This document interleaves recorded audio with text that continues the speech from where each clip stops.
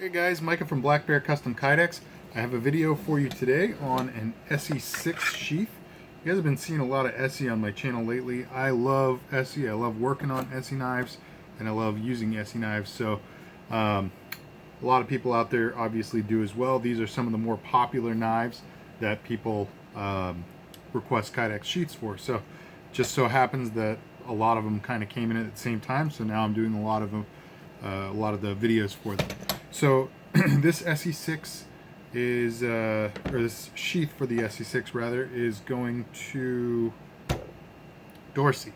I can't remember where he's at, but he asked me if I could do it in some earth tones. I picked the colors, and he had requested an ESEE pouch, an Exotac fire rod slot, and a slot for a Lansky LCD02 tactical sharpening rod, all carried on a leather dangler.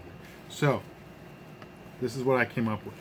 I chose to use they call it Coyote. It's really more of like a desert tan or like a flat dark earth, but the ESEE pouch, ESEE's Coyote brown, I guess we'll call it.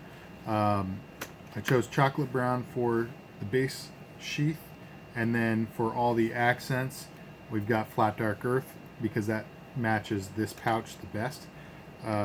Black dangler, and we've got some flat dark earth finish washers on there as well to kind of match those accents. So I think this thing looks really nice. I'm just going to give you a quick rundown on what this all includes. So obviously you've got the sheath itself, really nice fit and finish on this ESEE-6. Got a little click going in, there's no rattle, no play. Very easy draw, but your knife isn't just going to pop out on you. So it's kind of the best of both worlds. It's not quite a ballistic draw, I think probably largely because of the weight, but you can see how the sheath just kind of wants to come right off when you engage that thumb ramp. So really nice. Up here we've got the Lansky LCD02. Now mine is broken. I lost the head off of the end of this thing, but there is a head that's slightly wider than the rest of the shaft of this sharpening tool. So the head is going to act as a stopper in this Kydex tube.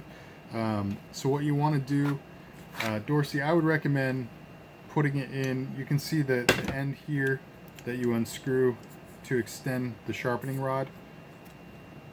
Put that end up into the holder. So this holder is riding right along the spine.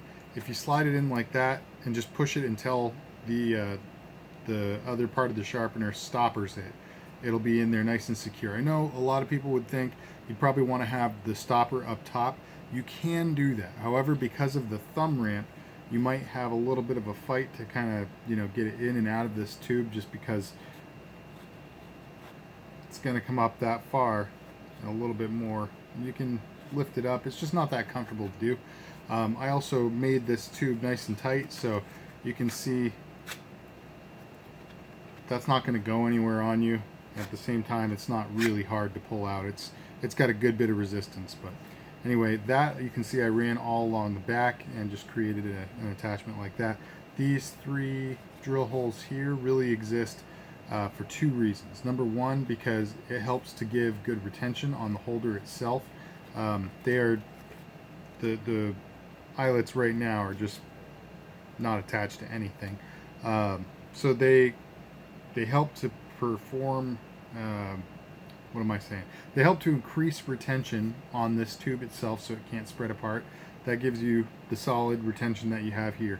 The other option with this is you can actually run this behind the pouch, and you'll find some compatible drill hole spacing there. So if you ever do want to move it and have it in a slightly different position, you can absolutely do that, and these three drill holes are how you're going to do that. So for now, that's how we have it set up right there. The fire rod holder right here, this is my fire rod. However, I'll be sending him this piece of shock cord.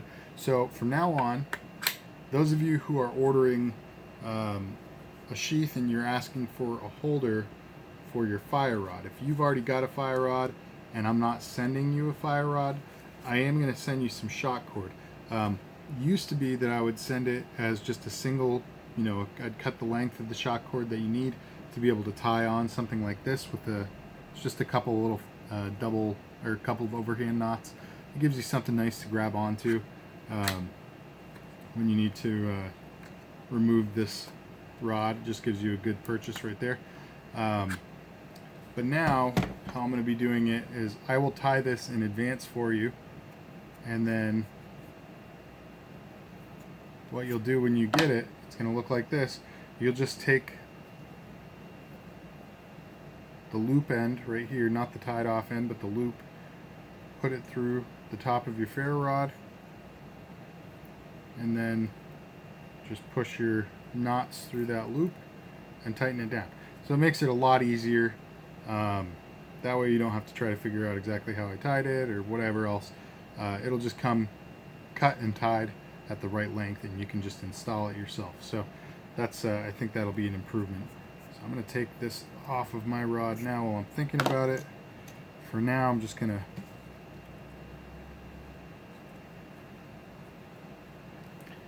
probably shouldn't bother doing this because I gotta get some photos of this thing anyway, but whatever, we're doing it. Alright, so there we go. Yeah, that's pretty much it. And then the plate, sorry, the pouch. These pouches come with an ESEE tin inside. I really like these tins. However, if you don't want to use the tin, you can obviously just take that out and have the empty pouch. You can stuff this full of a whole bunch of stuff. I think the pouch itself is a little more versatile without the tin, just because there is so much room in there that you can, you can expand it well beyond the height of the tin. So that's kind of a nice thing.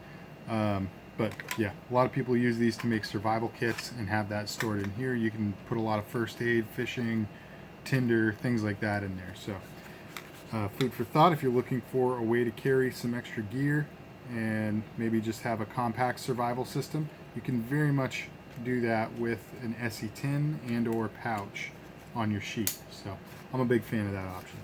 So alright guys, I think that is all I've got for you.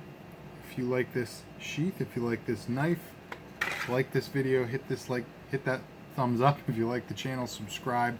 Definitely comment down below. Tell me what you think of the ESEE-6. What is your favorite ESEE and why? And as always, I appreciate you guys tuning in. Stick around for the next one. God bless.